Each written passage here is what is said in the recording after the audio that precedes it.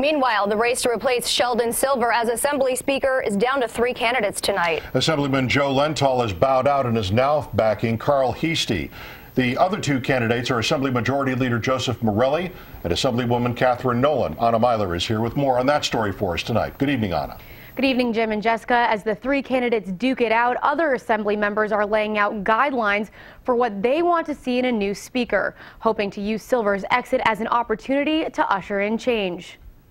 We are trying to very much influence the process. Pat Fahey is one of 23 Assembly members who came together to form a reform coalition, seeking a leader who will launch a new era of transparency at the Capitol. It's not just about picking a new speaker to represent the entire state. It's about how we restore confidence, how we come together as a body, and how we build a better, stronger institution as a result of this.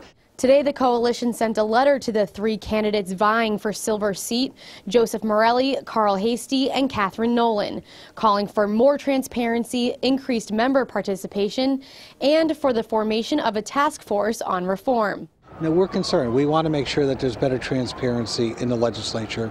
We want to make sure there's an opportunity for legislation, good legislation, to move through the committees properly.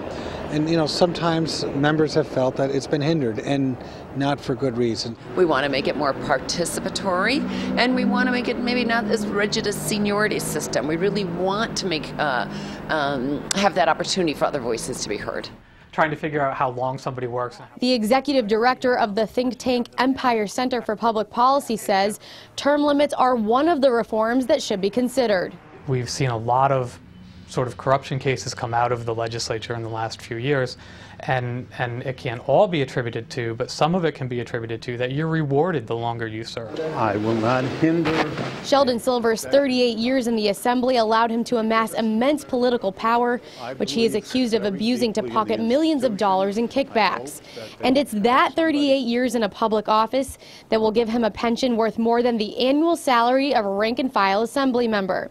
If Silver were to retire this year, he would receive about $87,120 a year until he dies. So taxpayers will be continuing to pay him even if he is found guilty of using their money to personally benefit millions of dollars. True. The candidates received a second letter today from a group of 5 good government organizations asking for them to hold a public forum before February 10th to lay out their visions and agendas if elected speaker. Reporting live, Anna Myler, News Channel 13. Back to you, Jim. Thanks, Anna.